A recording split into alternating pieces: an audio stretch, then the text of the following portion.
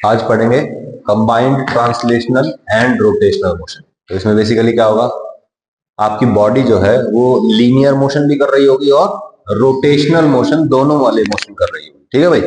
अब जैसे ये एक पहिया है, ठीक है, ये एक व्हील है, ठीक है, मैं पड़ोस में से मांग के लाया इसको। ये देखो, ये एक व्हील है। अब इमेजिन करो ये चल रहा है, ठीक है, मैं यहां पे चलाने की कोशिश करता हूँ इसको। ऐसे ऐसे मूव करता है पहिया, कैसे और नो, ऐसे ऐसे मूव करता है, ऐसे। अब इसमें मुझे बताओ, क्या इस बॉडी का जो सेंटर ऑफ मास है यहाँ पे, क्या ये मूव कर रहा है? सेंटर ऑफ मास मूव नहीं करता। सच कौन कर रहा है? कर रहा है भाई, ऐसे नहीं करना है।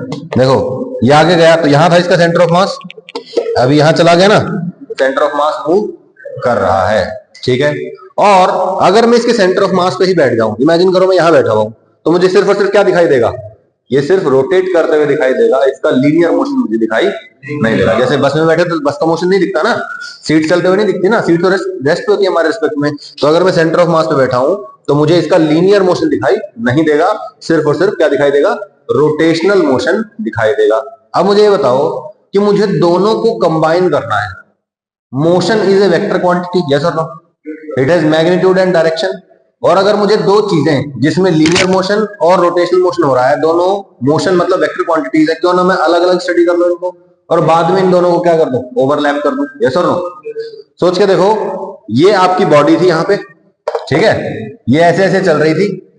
मैंने क्या किया, इसके सिर्फ और सिर्फ लीनियर मोशन को अलग कर लिया, लीनियर मोशन को अलग कर लिया। अब इसमें रोटेशनल का कंपोनेंट नहीं है, सिर्फ और सिर्फ क्या है? Linear motion. तो बोलो ये पूरी बॉडी ऐसे जा रही है, यस और नो? रोटेशन नहीं है ना अब इसमें, तो अब क्या हो गया है? इसमें सिर्फ और सिर्फ लीनियर मोशन हो गया है। और अगर सिर्फ और सिर्फ लीनियर मोशन है तो सेंटर ऑफ मास की वेलोसिटी अगर VCM है, क्या है? VCM।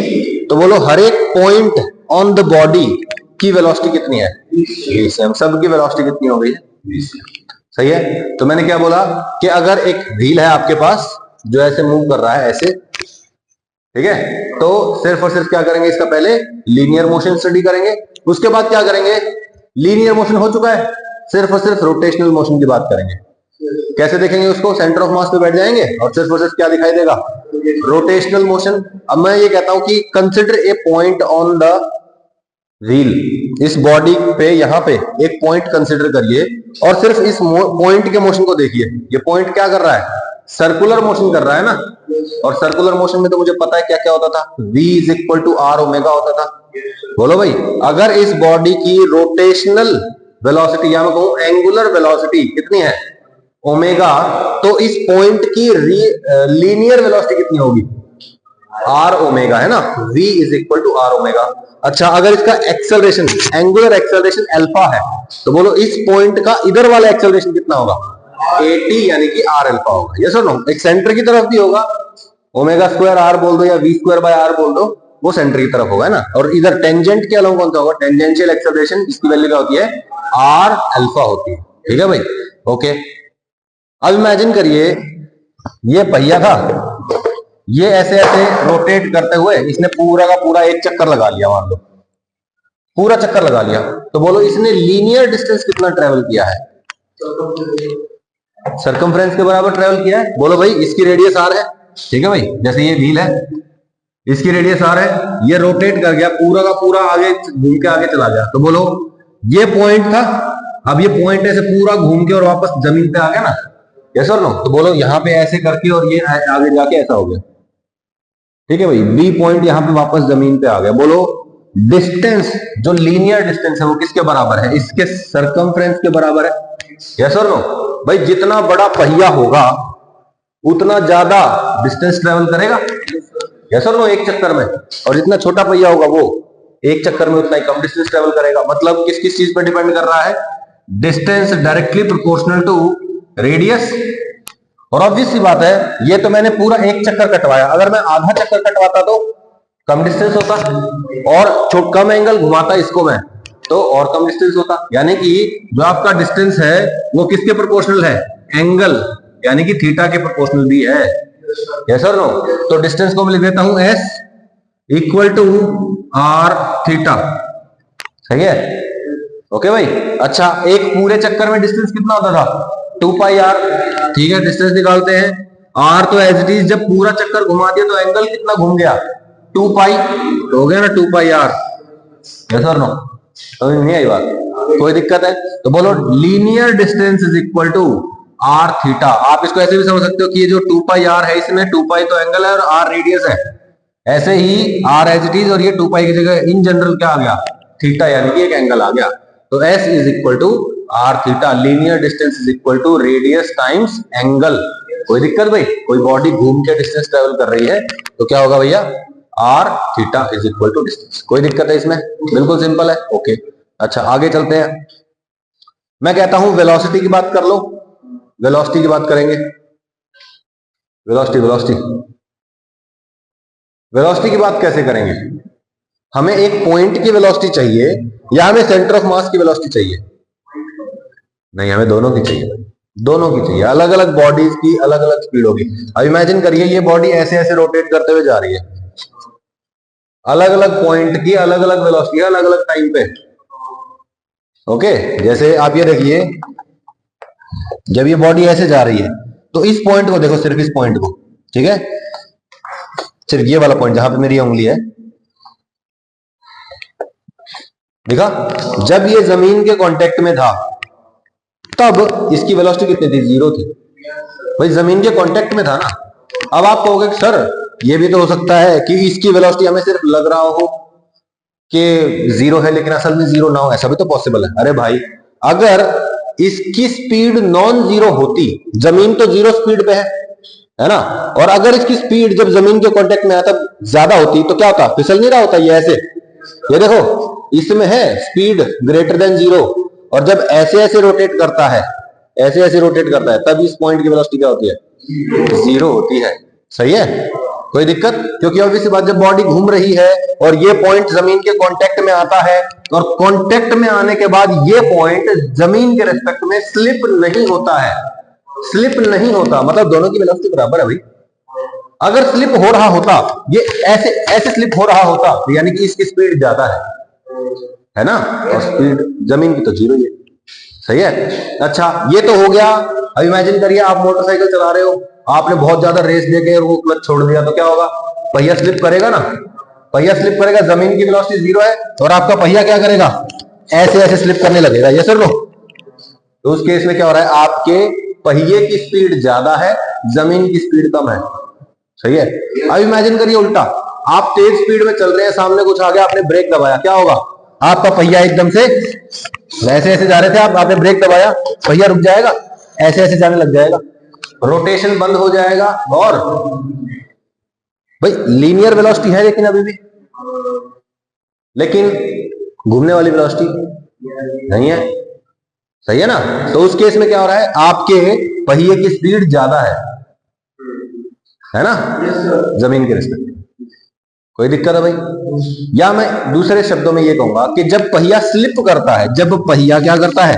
स्लिप करता है, फिसलता है, तो उसकी वेलोसिटी जमीन की वेलोसिटी के बराबर नहीं होती, बस। है ना?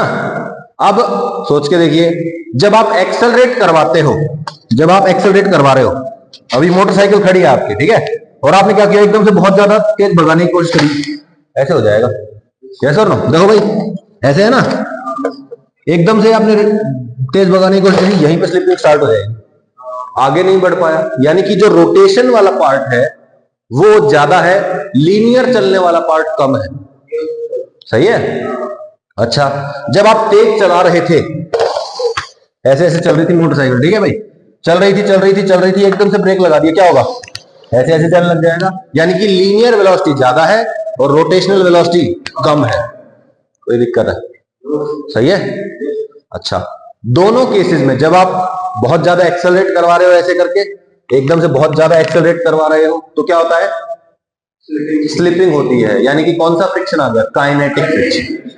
अच्छा, जब आप ब्रेक लगाते हो तो पहिया जाम हो जाता है, पहिया ऐसे चलने लगता है, तो क्या होता है? तो भी नहीं, काइनेटिक है भाई, फिसल रहा है ना, अभी भी फिसल रहा है, तो अभी भी कौन सा फ्रिक्शन है भाई? काइनेटिक फ्रिक्शन है। नहीं आई बात समझ? अच्छा, अब मुझे बताओ, बाइक को एकदम से हाई स्पीड तक पहुंचाना है, रियल जो वेलोसिटी होगी, तो आपको क्या करना चाहिए, धीरे धीरे रेस देनी चाहिए या एकदम से रेस दे देनी चाहिए, धीरे धीरे, क्योंकि अगर आप स्टार्टिंग में बहुत ज्यादा तेज भगाने की कोशिश करोगे तो क्या होगा, पहिया स्लिप हो जाएगा और काइनेटिक फ्रिक्शन लगेगा, और kinetic friction is always less than static friction का मैक्सिमम वैल्यू, यस और नो।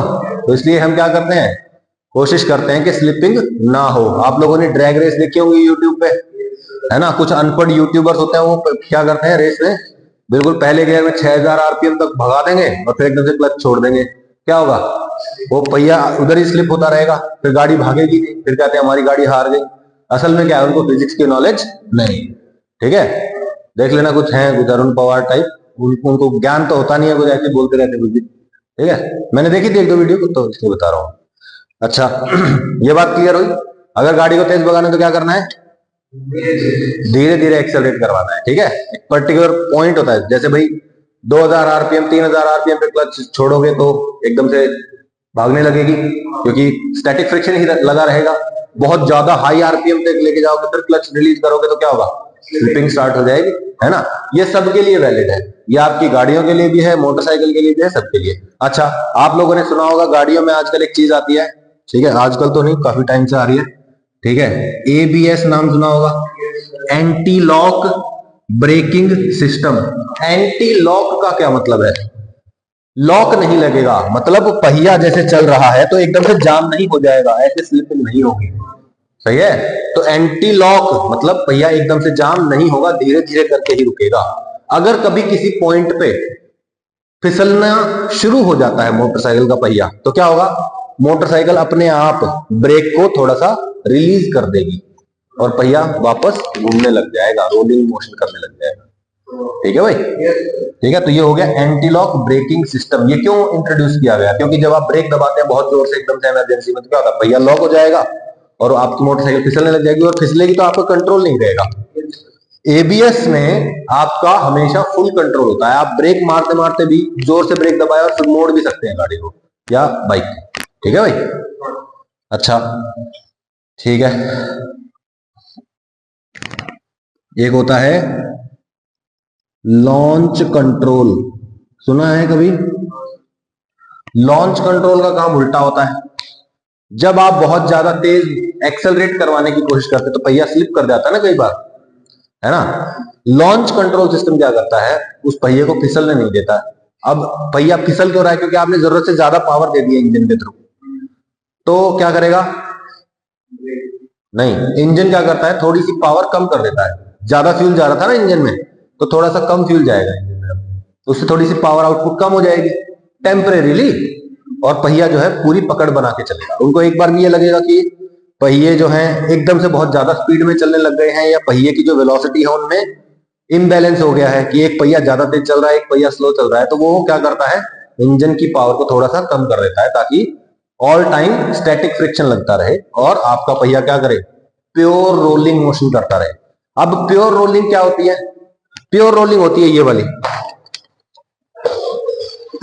वाली मोशन जिसमें स्लिपिंग नहीं होती। स्लिपिंग हो रही है तो वो क्या है, प्योर रोलिंग नहीं है, ठीक है। लिख देता हूं अभी, क्या आएगा, अभी आगे आ भी जाएगा, प्योर रोलिंग मोशन, ठीक है भाई। प्योर रोलिंग मतलब रोलिंग हो रही है, ऐसे ऐसे रोल हो रही है चीज और फिसल नहीं रही है, ठीक है। इम्प्योर है तो मतलब फिसल रहा है पहिया, या तो भाई उसका रोटेशनल कंपोनेंट ज्यादा है या उसका लीनियर कंपोनेंट ज्यादा है। क्लियर हो गई ये बात, बिल्कुल सिंपल है, ठीक है, ओके। अब मुझे आप ये बताइए कि हमने क्या कैसे कैसे स्टडी किया है। हमने रोटेशनल मोशन को अलग से स्टडी किया है और लीनियर मोशन को अलग से स्टडी किया, ठीक है। तो हम पहले एक बार लीनियर मोशन को स्टडी करते हैं, ठीक है भाई। जैसे सेंटर ऑफ मास का डिस्टेंस कितना हो जाएगा, एंगल इंटू रेडियस, सही है ना, जैसे मैंने यहां पे भी बताया था, एंगल इंटू रेडियस, ठीक है भाई। अच्छा अब इस इक्वेशन को डिफरेंशिएट कर दो, S is equal to R theta है ना, इसको डिफरेंशिएट कर दो, क्या आ जाएगा, एस सी एम मतलब सेंटर ऑफ मास का चला हुआ distance is equal to R into theta. Differentiate करो, सेंटर ऑफ मास का डिस्टेंस का डिफरेंशिएशन सेंटर ऑफ मास की वेलोसिटी, बोलो भाई। डिस्टेंस या डिस्प्लेसमेंट को डिफरेंशिएट करते क्या आता है, वेलोसिटी या स्पीड आ जाता है ना, ठीक है भाई। तो बोलो ये क्या आ गया, VCM, बोलो आर कांस्टेंट है, थीटा का डिफरेंशिएशन ओमेगा, सही है ना, एंगल का एंगुलर वेलोसिटी होता है डिफरेंशिएशन, ठीक है भाई।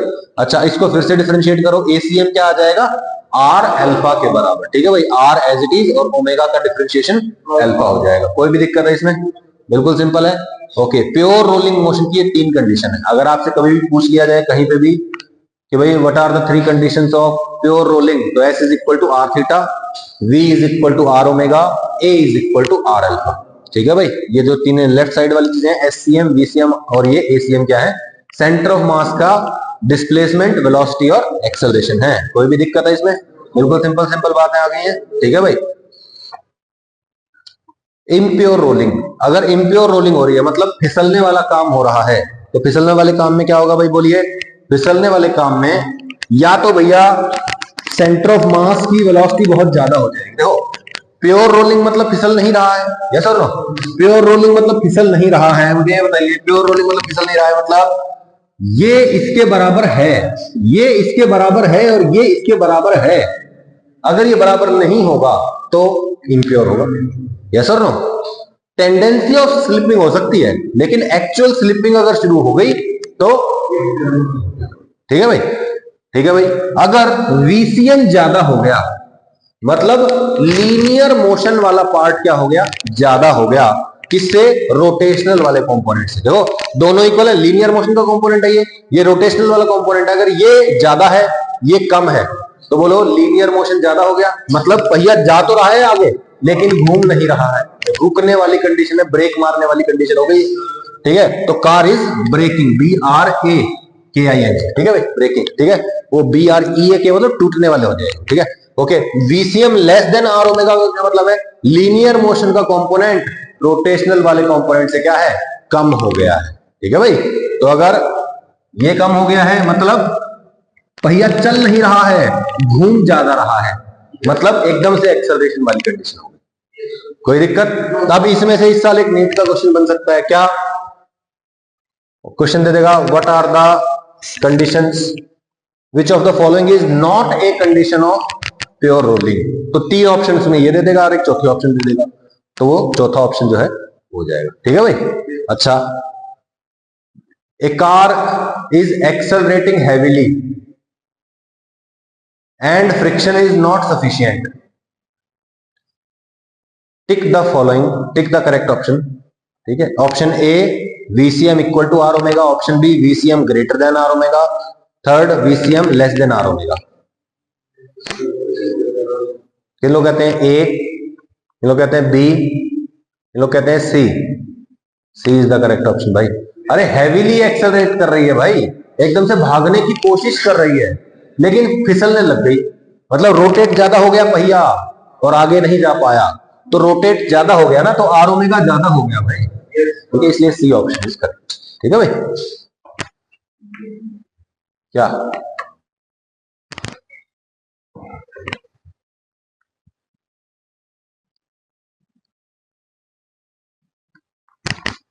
ठीक है, ओके, सॉरी। अब ये बड़ा ही इंपॉर्टेंट फिगर है, इसको थोड़ा और बड़ा कर लेते हैं, ठीक है। हमें पहले यही समझना है क्योंकि ये थोड़ा सा कंफ्यूजिंग हो जाएगा आगे चल के, ठीक है, इसलिए इसको थोड़ा सा ध्यान से और जो जो बताया जा रहा है उसको एकदम घोट के पी जाओ, बिल्कुल, ठीक है। क्वेश्चन कभी गलत नहीं होगा, ठीक है भाई।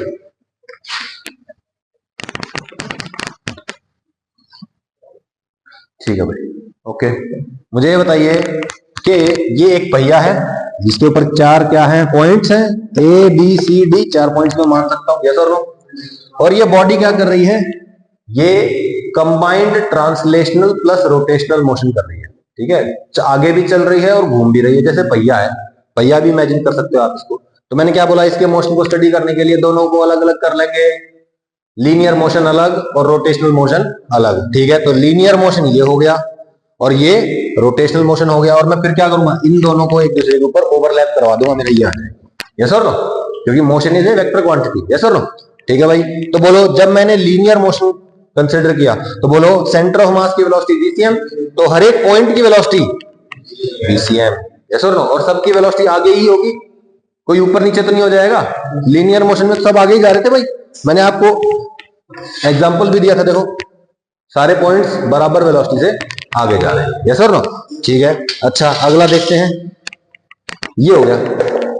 सिर्फ और सिर्फ कौन सा मोशन है? रोटेशनल मोशन है। सिर्फ और सिर्फ कैसा मोशन है? Rotational motion. मुझे बताओ, लीनियर मोशन वीसीएम गायब हो चुका है, वीसीएम अलग हो गया ना, ठीक है। तो बोलो ये बॉडी ऐसे ऐसे घूम रही है, बोलो this point on the body moves along the tangent with a speed of R omega, yes और नो। और वेलोसिटी कहां होती है? हमेशा अलोंग द टेंजेंट, यस और नो। बोलो इस पॉइंट की वेलोसिटी नीचे, इस पॉइंट की वेलोसिटी पीछे, इस पॉइंट की वेलोसिटी ऊपर। कोई दिक्कत है भाई? बिल्कुल सिंपल है। अच्छा, अब इन दोनों को कंबाइन कर दें, बोलो भाई कंबाइन कर दें, ठीक है कंबाइन कर देते हैं। पॉइंट है ए, यहां बी, यहां सी और यहां डी, क्योंकि बॉडी पे तो ये 4 पॉइंट्स ही है ना, हमें तो बॉडी के पॉइंट्स की वेलोसिटी देखनी है। अच्छा, ए पॉइंट है, कितने जा रहा है, कितनी स्पीड से? प्लस आर ओमेगा, यस और नो। तो बोलो इस पॉइंट की वेलोसिटी बोलो वीसीएम, और आगे ही है आर ओमेगा, तो प्लस आर ओमेगा डायरेक्टली कर दिया मैंने, कोई दिक्कत? अच्छा, यहां पे क्या हो रहा है? वीसीएम है आगे, तो इस पॉइंट की वेलोसिटी होगी आगे वीसीएम और नीचे आर ओमेगा। तो नेट वेलोसिटी कहां है? ऐसे जा रही है नेट वेलोसिटी। तो जब आप कभी ध्यान से देखेंगे ना किसी गाड़ी के पहिए को, आप देखिए बहुत ज्यादा तेज जा रही हो तो दिखेगा नहीं, लेकिन धीरे धीरे स्पीड में कोई ट्रक जा रहा हो, गाड़ी जा रही हो, तो उसको ये देखना कि जो सबसे आगे वाला पॉइंट है ना, ये ना नीचे जा रहा है ना आगे जा रहा है, ये कहीं ऐसे जा रहा है, ठीक है। आप बिल्कुल स्टिल हो जाओ, जो पहिया देखेगा ना, बिल्कुल जो आगे वाला हिस्सा है ना वो ऐसे जा रहा होगा, क्योंकि भैया उसको आगे भी जाना है और उसको नीचे भी जाना है। तो नेट का हो गया अपने आप ही, ठीक है। उसकी नेट वेलोसिटी देखना आगे जाते हुए, ठीक है। ओके ओके, इस पॉइंट की वेलोसिटी बोलो आगे कौन, और आर ओमेगा पीछे की तरफ, सही है भाई। अच्छा, वीसीएम और आर ओमेगा, कोई दिक्कत है? नेट वेलोसिटी आपको इसकी इधर जाती है। अच्छा, बहुत अच्छी बात है। अब मैंने क्या कहा था कि प्योर रोलिंग में वीसीएम और आर ओमेगा क्या होते हैं? इक्वल होते हैं, सही है। बोलो यहां पे वीसीएम और आर ओमेगा क्या है? इक्वल। मतलब इस पॉइंट की वेलोसिटी जो आगे की तरफ है वो क्या लिख सकता हूं मैं? वीसीएम प्लस वीसीएम लिख सकता हूं। तो यह मैं क्या लिख सकता हूं? 2 VCM। ओके, इस पॉइंट की बोलो VCM under root VCM square plus VCM square under root 2 VCM। VCM आगे वीसीएम पीछे, 0। देखो इस पॉइंट की वेलोसिटी 0 आ गई अभी भी, आई ना, ठीक है। इस पॉइंट की वेलोसिटी बोलो अंडर रूट 2 VCM आ गई, कोई दिक्कत नहीं, बिल्कुल सिंपल चीज होगी ना अब ये। ओके, अब मुझे ये बताइए, एक्सेलरेशन लिखना चाहता हूं इसको आप। अच्छा, वीसीएम की टर्म में हो गया ना। अच्छा, वीसीएम की जगह आर ओमेगा लिखते तो आगे की तरफ क्या वेलोसिटी हो जाती? 2 आर ओमेगा। यहां पे क्या हो जाता है? Under root 2 R omega. इसकी अभी भी 0 ही रखेगी और इसकी अंडर रूट 2 आर ओमेगा उधर की तरफ, सही है ना। बिल्कुल सिंपल बात होगी। ओके, अब मैं एक्सेलरेशन लिखना चाहता हूं। एक्सेलरेशन कैसे लिखूंगा?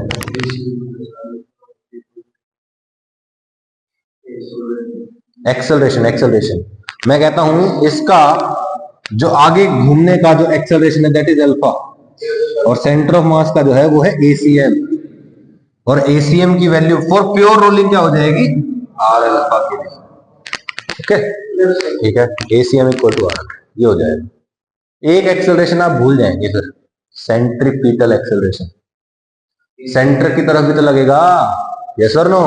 तो बोलो इस पॉइंट का आगे की तरफ एसीएम और आर अल्फा भी आगे होगा, भाई ऐसे ऐसे घूम रहा है ना, तो ये पॉइंट आगे जाएगा तेजी से। तो बोलो आर अल्फा आगे हो गया, एसीएम भी आगे हो गया, लेकिन एक वी स्क्वायर बाय आर नीचे लगेगा, सही है। इस पॉइंट के लिए बोलो VCM R alpha V square by are.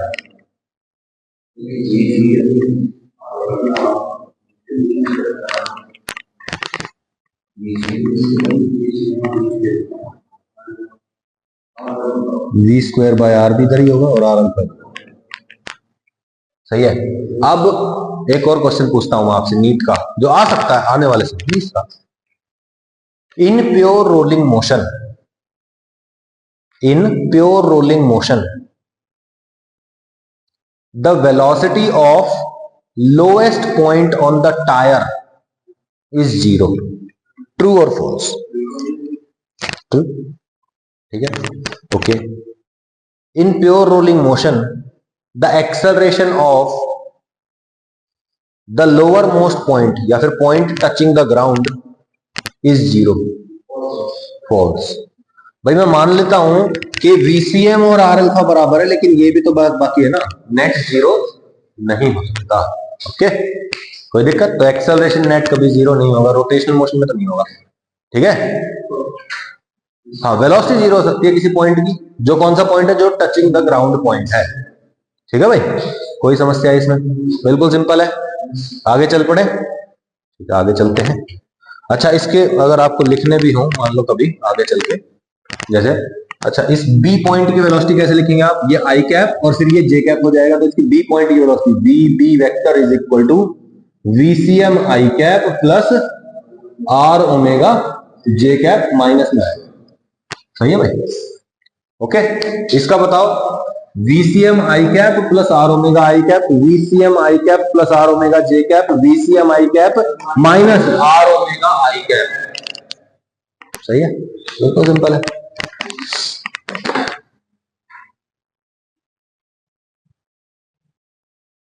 Okay, तो ए पॉइंट की वेलोसिटी उसमें आई और आई में हो जाएगी. सही है भाई, कोई दिक्कत? तो ये आप कर लेंगे, ये आपको हो गया है बेसिकली, है ना भाई. नेट वेलोसिटी कौन सी डायरेक्शन में होगी? सी पॉइंट की अगर ये इक्वल है तो 0 भी हो सकती है. ठीक है भाई, प्योर रोलिंग के केस में. In pure rolling VCM is equal to R omega. ये तो जनरल फॉर्मूला हो गया ऊपर वाला ABCD का. ठीक है ना, R ओमेगा मतलब ये आई कैप आई कैप आई कैप और ये आई जे आई जे आई जे. कोई दिक्कत? और यहाँ पे प्योर रोलिंग में क्या हो जाएगा? VCM और R ओमेगा दोनों इक्वल हो जाएंगे, तो 2 VCM आई कैप और 2 R ओमेगा आई कैप. यहाँ पे VB क्या हो जाएगा? Under 2 VCM. ठीक है, और यहाँ पे 0 और यहाँ पे अंडर 2 VCM या फिर अंडर 2 R ओमेगा. बात तो एक ही. ठीक है भाई, एक्सेलरेशन में क्या करेंगे बोलो? ACM है और अल्फा है, और अभी करंट जो ओमेगा है वो कितना है? ओमेगा के बराबर है. सही है, प्योर रोलिंग हो रही है, तो बोलो V is equal to R omega ही रहेगा, तो V स्क्वायर बाय R लिखो चाहे ओमेगा स्क्वायर R लिखो, एक ही बात है. ठीक है भाई, ओके. तो बोलो हर एक पॉइंट का आगे की तरफ एक्सेलरेशन ACM और R अल्फा हमेशा टेंजेंट की तरफ और ओमेगा स्क्वायर R सेंटर की तरफ. ठीक है भाई, तो बोलो आई जे लगा लोगे, है भाई. और प्योर रोलिंग मोशन अगर है तो ACM equal to R alpha हो जाएगा. जहां जहां पे ACM है वहां पे आप R अल्फा लिख सकते हैं. ठीक है भाई, हो गया आंसर? कोई दिक्कत? This is very important. You have to make sure of that.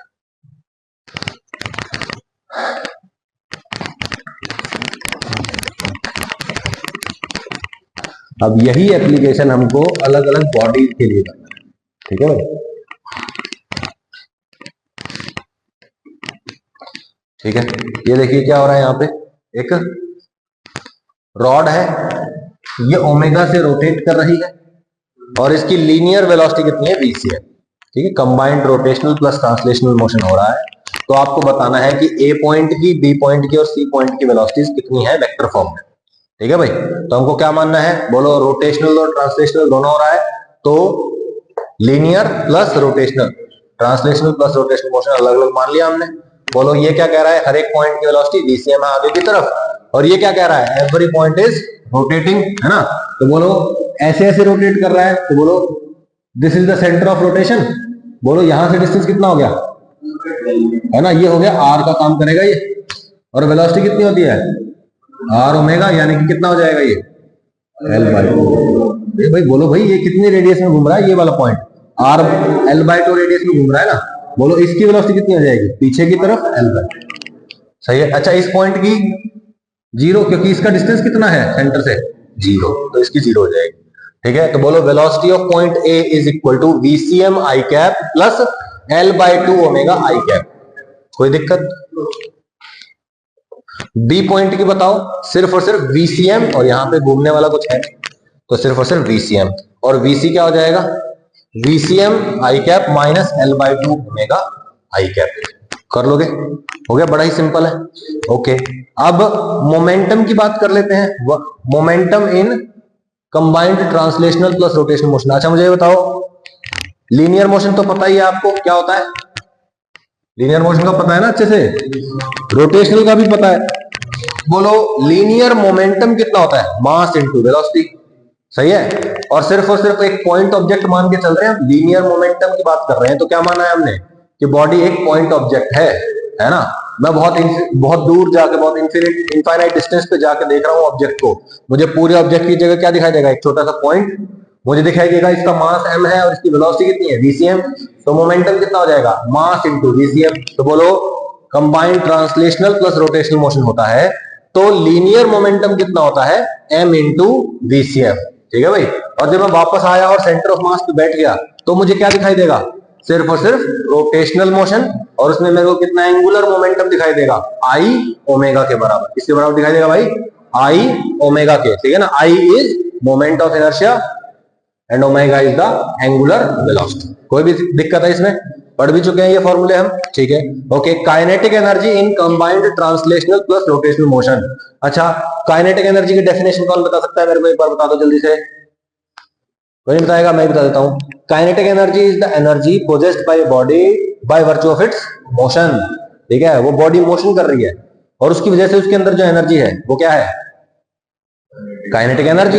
अब मुझे बताइए कि एक बॉडी लीनियर मोशन कर रही है, क्या उसकी वजह से वो कोई वर्क कर सकती है, यस, किसी चीज से टकरा के उसको डिस्प्लेस कर सकती है ना, यानी कि एनर्जी है उसके अंदर। कोई बॉडी घूम रही है, क्या उसके घूमने में एनर्जी होती है, यस, वो घूमने की वजह से भी कोई वर्क कर सकती है ना, यस। दैट मींस दोनों की दोनों एनर्जी हमको काउंट करनी पड़ेगी। तो total energy, kinetic energy total is equal to translational वाली प्लस रोटेशनल वाली। ट्रांसलेशनल वाली क्या होगी, m इंटू वीसीएम स्क्वायर। बोलो भाई, half m VCM square plus half I omega square. कोई भी दिक्कत है इसमें, बिल्कुल सिंपल है, क्लियर है भाई, ठीक है। तो जब बॉडी वीसीएम से चलती है और ओमेगा से घूम रही है, दोनों कंबाइंड ट्रांसलेशन प्लस रोटेशनल हो रहा है, तो क्या करेंगे आप, इसको सिर्फ वीसीएम वाला मान लेंगे और एक बार रोटेशनल वाला मान लेंगे। वीसीएम वाले में क्या करेंगे, ट्रांसलेशन वाली हाफ एम वी स्क्वायर और यहाँ पे हाफ आई ओमेगा स्क्वायर, दोनों को कंबाइन कर देंगे। कोई भी दिक्कत है, ठीक है भाई। अच्छा, वर्क एनर्जी थ्योरम पढ़ा था, वर्क एनर्जी थ्योरम में जो चेंज इन काइनेटिक एनर्जी है वो दोनों वाली है, लीनियर मोशन और रोटेशनल मोशन दोनों को देखना पड़ेगा आपको। Change in kinetic energy is both translational plus, कोई दिक्कत, सही है, half M we square plus half I omega square, ठीक है। ये किसके अबाउट रोटेट कर रही है, मान लो आईसीएम मतलब सेंटर ऑफ मास के अबाउट कर रही है, तो आई भी कौन सा लगेगा, सेंटर ऑफ मास वाला ही आई लगेगा। Find kinetic energy of the following. देखिए भाई, काइनेटिक एनर्जी फाइंड करनी है आपको। ये देखो, एक बॉडी है, mass m, length l, omega omega दे रखा है और वीसीएम वीसीएम दे रखा है, ठीक है। तो बोलिए, सबसे पहले तो ट्रांसलेशनल निकालते हैं, हाफ एम वी स्क्वायर हो गया, ये तो बड़ा ही सिंपल है ना। और बाद में हाफ आई ओमेगा स्क्वायर, किसके अबाउट घूम रही है, सेंटर के अबाउट, तो इसके अबाउट कितना मोमेंट ऑफ इनर्शिया होता है, एम एल स्क्वायर बाई 12, तो half M we square plus half M L square by 12 omega square, हो गया आंसर। कोई भी दिक्कत है इसमें। अच्छा, अगर ये प्योर रोलिंग वाला बताता अगर केस, तो वीसीएम की जगह क्या लिख देते, आर ओमेगा, सही है ना, या फिर ओमेगा की जगह क्या लिख देते, वी बाय आर, कोई दिक्कत, हो जाता हमारा आंसर,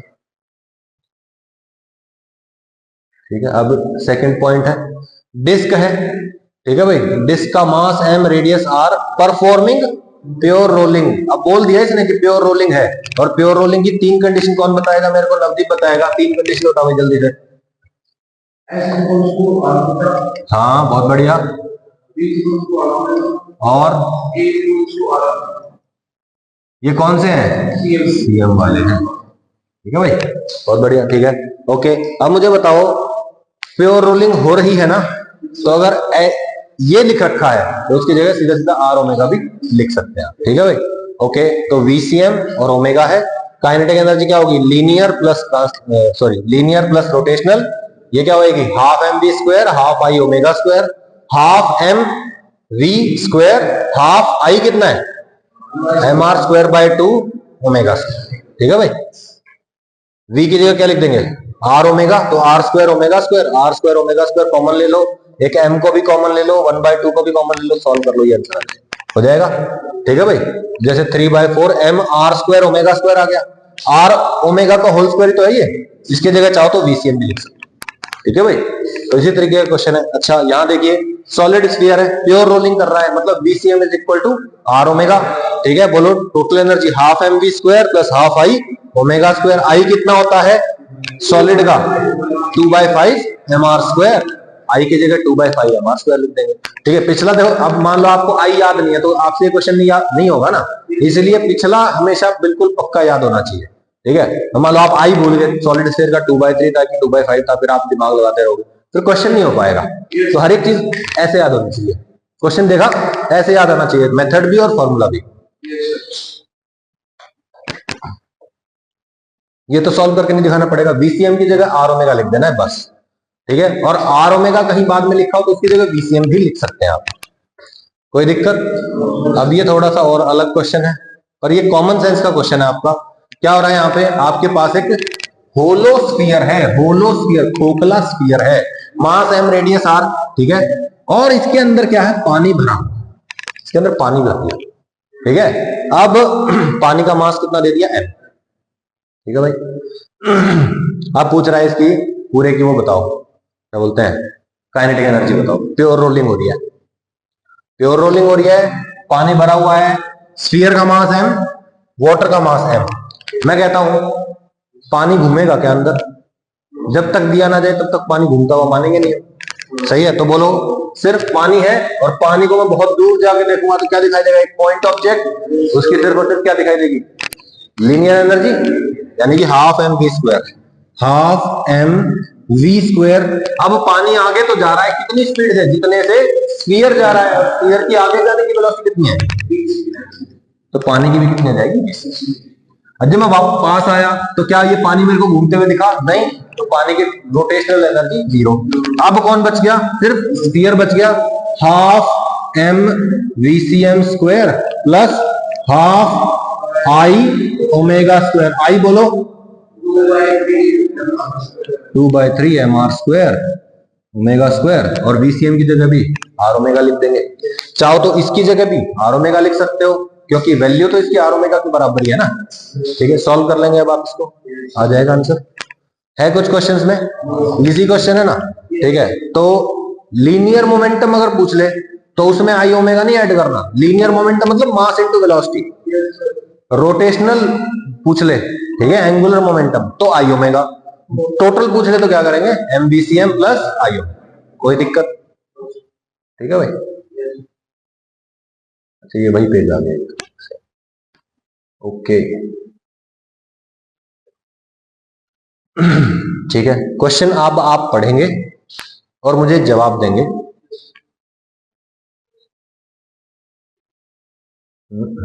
देखो, रिंग डिस्क होलोस्फीयर है, कौन कौन है, रिंग डिस्क होलोस्फीयर,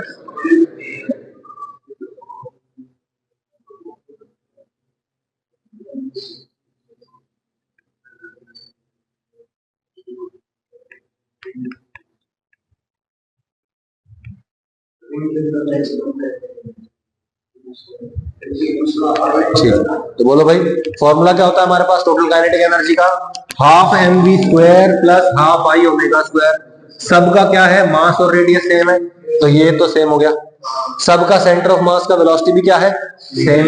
सही है ना, तो बोलो ओमेगा भी सबका सेम है, तो जिसका आई ज्यादा उसकी काइनेटिक एनर्जी ज्यादा। कौन ही मारूंगा है, specially for you, kinetic energy total is equal to half MVCM square plus half ICM omega square. ये सेम है, ये सेम है, ये सेम है, सिर्फ ये चेंज हो सकता है, तो ये ज्यादा हो जाएगा, तो इस कांस्टेंट चीज में एक बड़ी चीज ऐड हो जाएगी, और ये कम हो जाएगा ना फिर।